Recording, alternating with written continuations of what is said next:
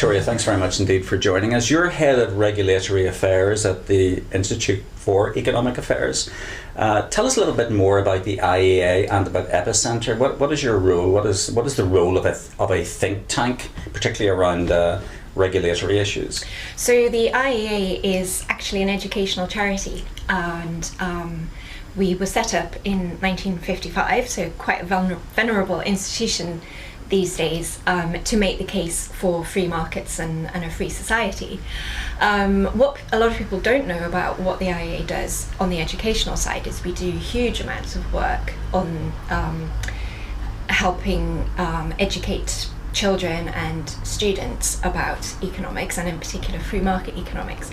So we have huge programs working with teachers in schools, especially sixth formers. We have internship programs and loads of outreach to universities and things like that, which is an important part of what we do.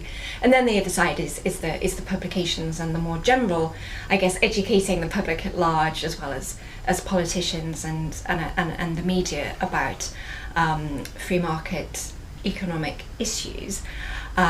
We set up the Regulatory Affairs Programme last year to really focus on economic aspects of regulatory policy, which is, it's always really at the forefront, certainly of any conservative government's mind.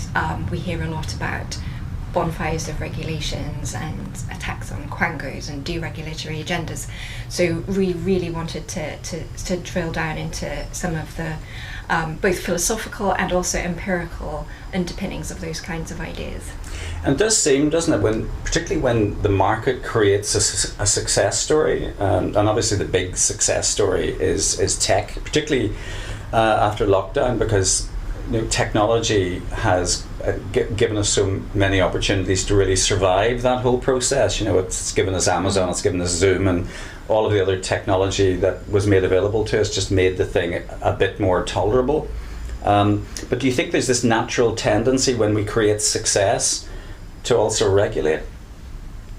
Well, there is, and also you could say tax as well. That's been a big story coming out of the pandemic response, is sort of in response to how successful tech businesses have been in providing people with groceries and entertainment and all of these things, when high street bricks and mortar shops weren't able to.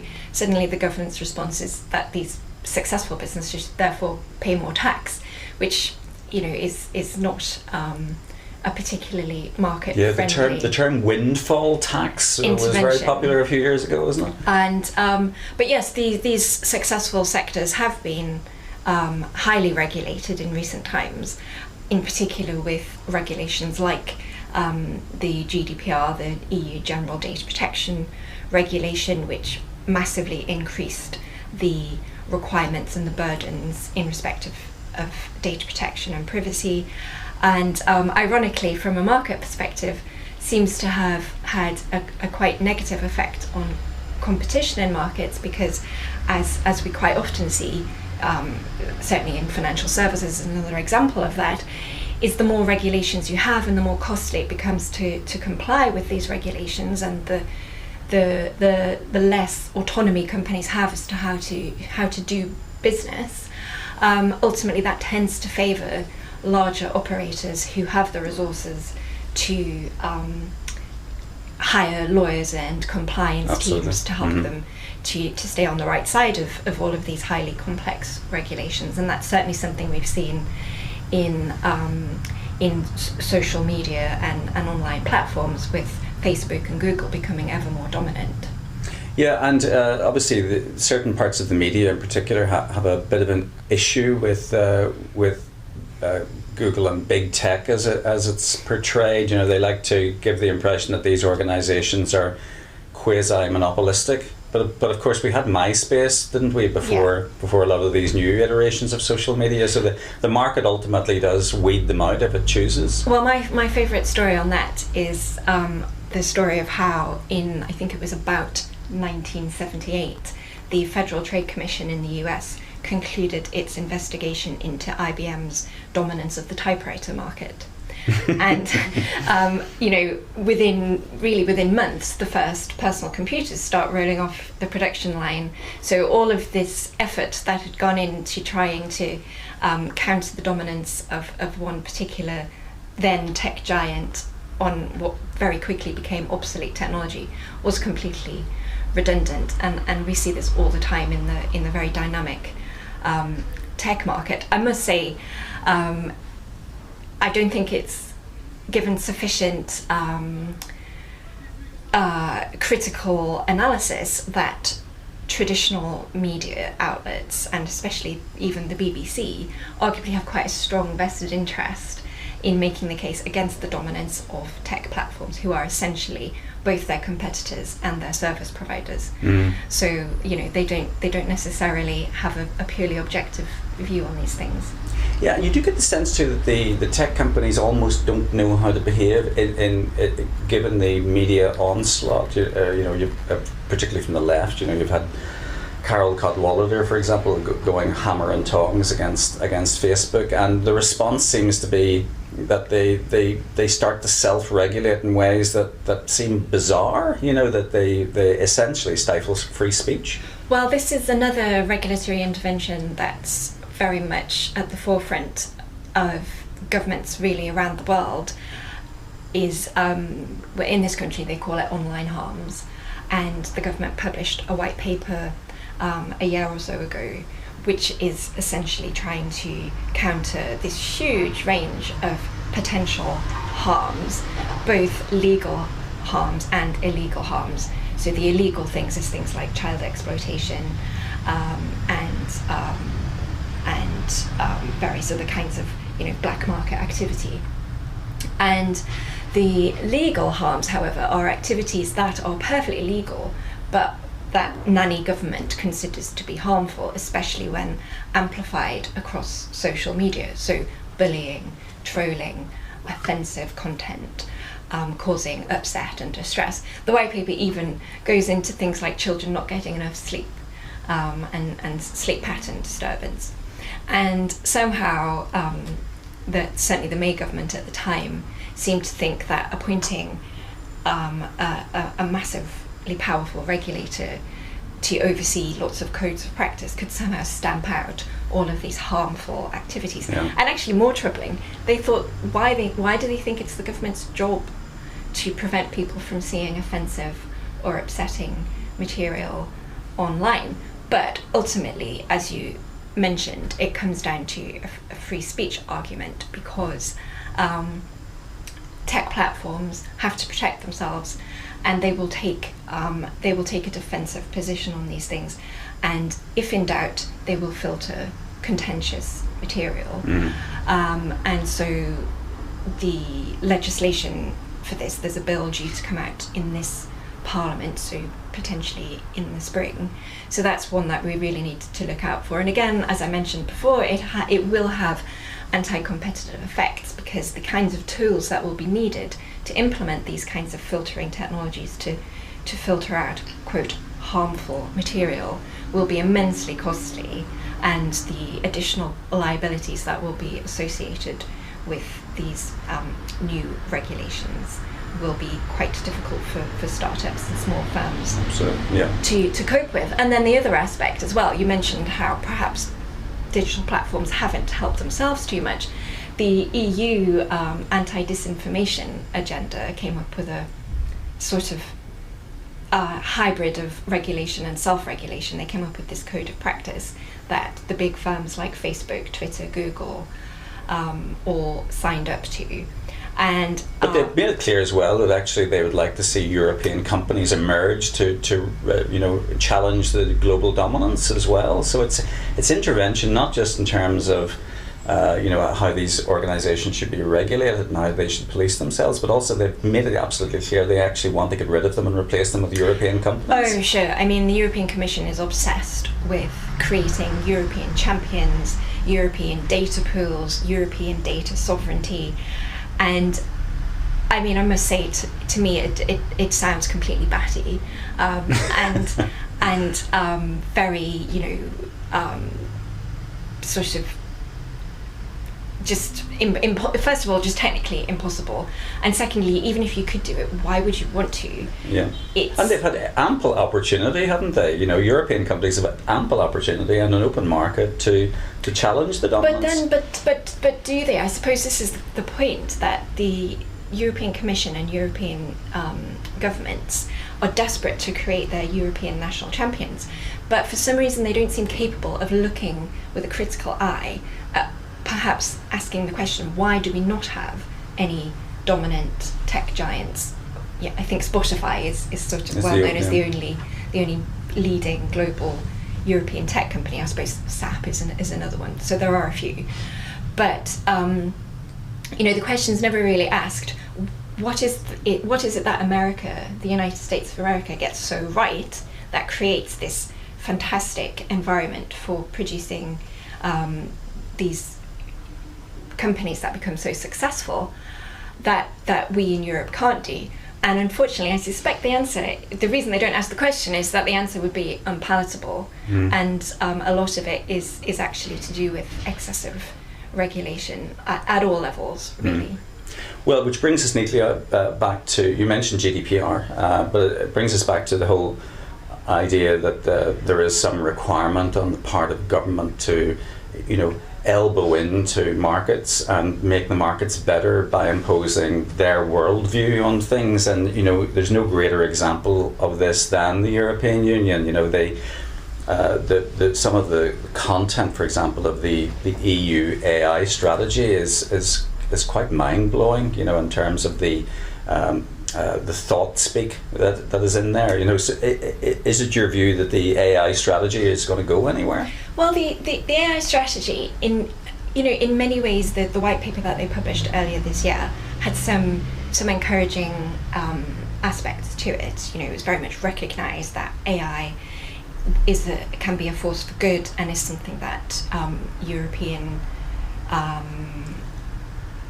operators should be pursuing, both in terms as buyers and users of AI-derived services, and in terms of investing in developing and providing AI-driven services. But unfortunately, I'm afraid it then went a little bit wrong, and predictably enough, there was proposals for masses of funding, and they want to create hubs because they think that it's the presence of these hubs around university towns, for example, in the US, that has been a catalyst for the success of AI in countries like the US.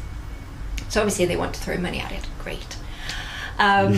But they also think that one of the reasons why the EU is lagging behind other jurisdictions like the US and China in adopting AI solutions is that there's a lack of trust on the part of buyers of AI-derived solutions. And so in order to address this, we need more regulation and a new framework specifically aimed at AI and AI-derived solutions. Now, one side of that is actually quite a good and useful project, which is to look at the product liability regime, because there are lots of very tough questions about if you're using a robotics solution or an IoT solution and something goes wrong, who is responsible for that? If the relevant decisions were made by machine learning derived algorithms, it can be quite difficult to establish cause and effect and who's liable and who's responsible.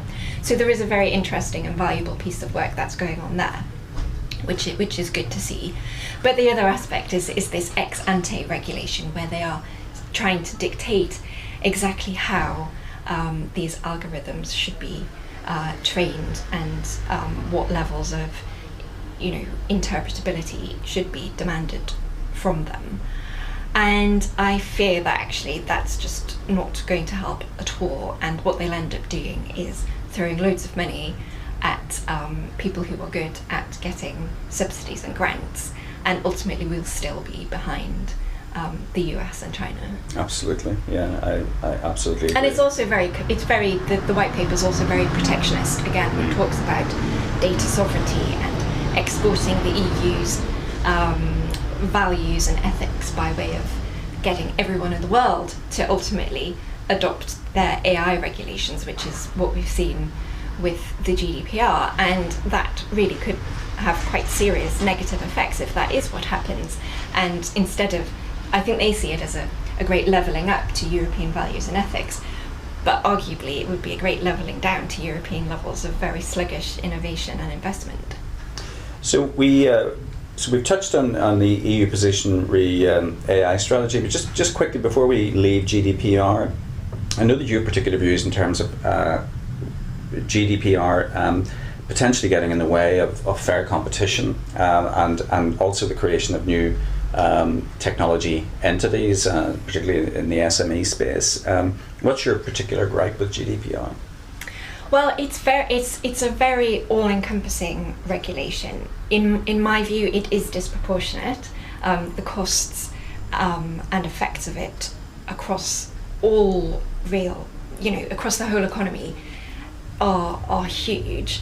Now, arguably, protection of personal data and privacy is a very important value, and it's a fundamental right in European terms. But I'm not convinced that the definition of personal data is now so wide. I don't think people really understand how wide it is, and therefore that they don't really understand what their associated rights and protections are. And actually it's having quite negative effects on consumers. Even though it's designed to protect consumers, it's having negative effects in terms of the products and services and prices as well that consumers pay for products and services. Okay. Now my final question for you really is really just in relation to Privacy Shield. So we've also had recent decisions by the ECJ related to Privacy Shield, and obviously this comes at a time when the United Kingdom is currently negotiating free trade agreements with both the United States and Canada.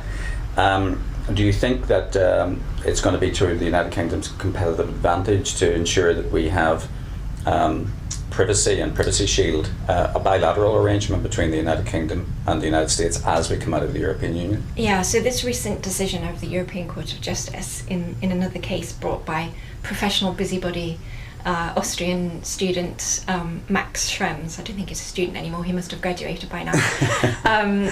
He managed to have the safe harbour overturned a while ago, and now the Privacy Shield successor to that was supposed to fix the flaws in the original safe harbour, that also now apparently doesn't cut it in the eyes of the Court of Justice. And as well as the Privacy Shield being overturned, another way for European companies to transfer data outside of the EU was standard contractual clauses. That's now also under threat, with the Court of Justice saying, that's not a fail-safe option. You can't just bung these standard contractual clauses in and say everything's then fine, which actually is a fair point. I've been a bit of a skeptic of the usefulness of the standard contractual clauses for a while, but ultimately it makes it now very difficult to transfer personal data outside of the EU, especially to the United States, in a compliant way. So companies are scrambling to try and fix this and assess what all their data flows are.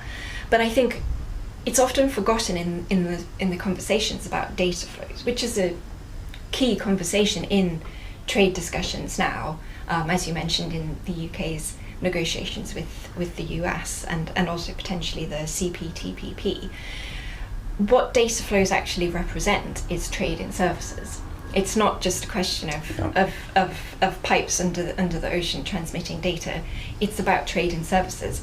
If you can't export data to a country, you can't import services from there, basically, is what it comes down to. And that leaves us in the UK in a very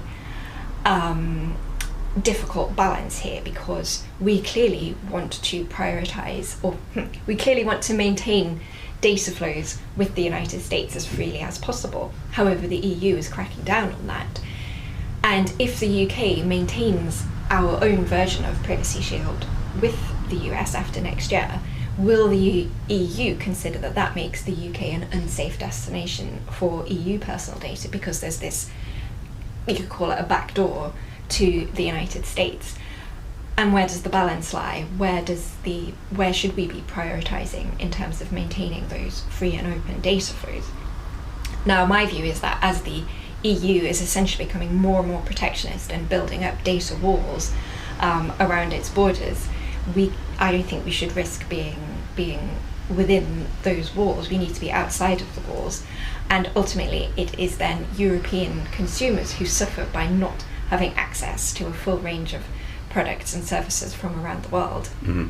Yeah, I think you're absolutely spot on, and of course it does mean that it's a great opportunity for the United Kingdom to ensure that the privacy and privacy shield is reinstated in terms of our bilateral right. relationship. And let's be clear that we're not talking here about suddenly making a wild west of no protection of people's privacy and confidentiality. It's simply that it can be done in ways that are more proportionate and less costly and less protectionist. Absolutely. Victoria, we've covered a lot of ground. I really do appreciate your time. Thank you very much indeed for giving us some of it today. Pleasure. Thanks again. Thank you.